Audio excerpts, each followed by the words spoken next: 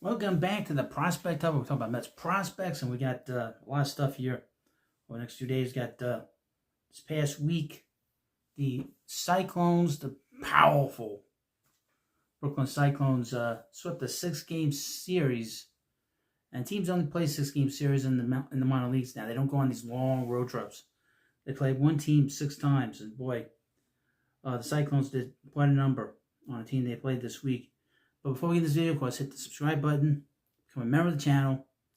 Here we go. And I'll have stuff on Ronnie Mauricio. So if you like Ronnie Mauricio, I have plenty of stuff on him. For Mets Rise Minors Weekly Report, powerful Cyclones sweep 6-game set. A Mets minor league affiliate has swept a 6-game series for the first time this year. The Brooklyn Cyclones achieved this feat against the Winston-Salem Dash, putting forth a dominant effort where everything was firing all cylinders. Carson Benge and AJ Ewing were among the catalysts. It was a total group effort to shut down the Dash. And let's run down the what happened this past week, last week. AAA Syracuse Mets dropped 4 of 6 games to the Lehigh Valley Iron Pigs this past week, being outscored 51-35 in the series. The series loss puts Syracuse at 20-25. The offense was the main positive takeaway from the series, with several batters performing well. Jarrett Young led the team with 8 RBIs and had a .917 OPS. He tied with Joey Manassas for the team lead with 2 home runs. Manassas also had a great week, recording a .994 OPS. Young has been great in 20 games this year, while Manassas has mostly cooled down from his hot start to the year.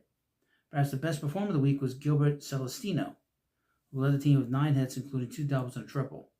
Celestino recorded a .1074 OPS for the week and raised his OPS for the season to .768. With Brandon Sprout and Nolan McLean both struggling, the best start of the week came from Joandy Suarez. Suarez allowed 2 runs, though neither was earned in 5 2/3 innings while striking out 3.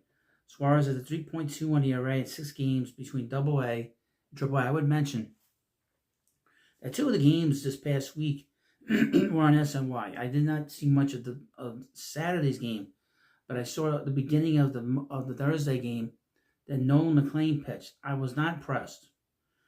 Sorry to say,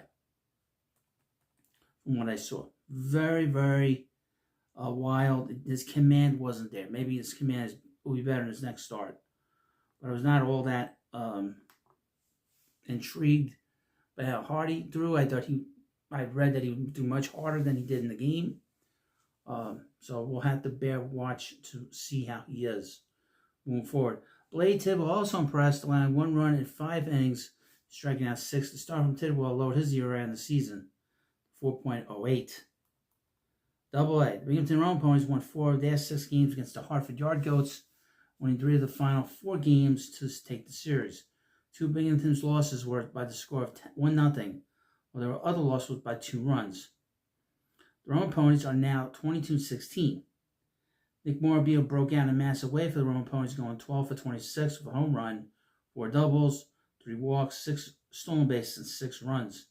Morabito recorded a .1294 OPS for the week and raised his OPS up on the season to .758. Morabito was the Mets minor league player of the year last season, playing mostly in high A. Speaking of breaking out, Ken Parada had a much-needed strong week, going 5 for 19 with 2 homers. The former first-rounder has not looked the part in his professional career to date, and owns just a .498 OPS at 95 at-bats with the Rome Ponies this year. Not a good year. He is no longer a prospect at the moment. He's probably a bust as a draft pick. Jed Williams continued his fantastic season by going 8 for 25 with 2 home runs, 2 doubles, 6 walks, and a stolen base.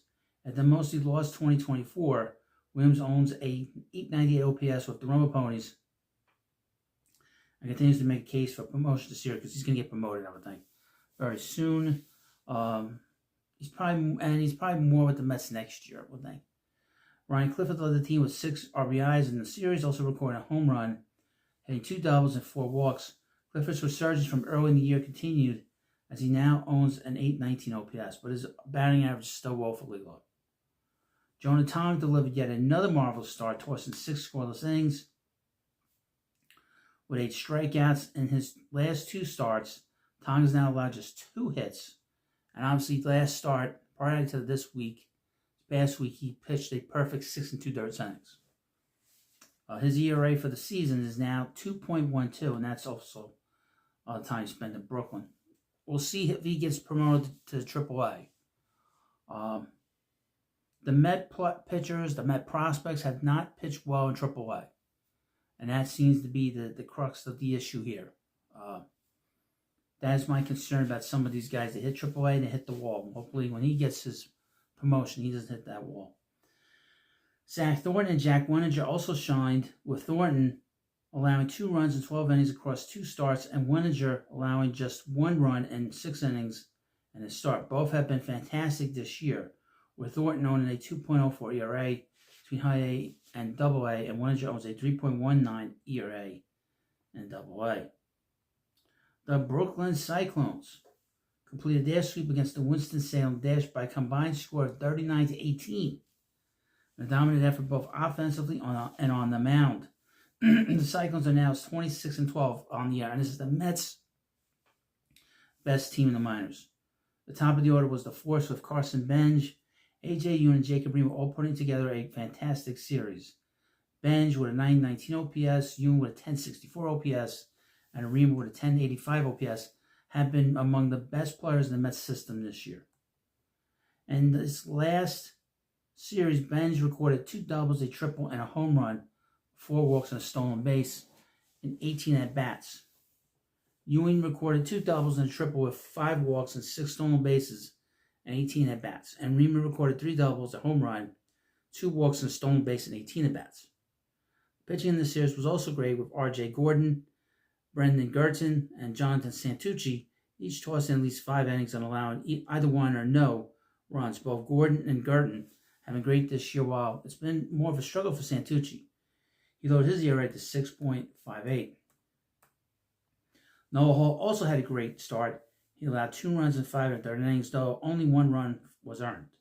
Hall has been fantastic this year, holding a 1.82 ERA through 8 starts. So that's really what happened in Brooklyn. They played so well, and they're so talented.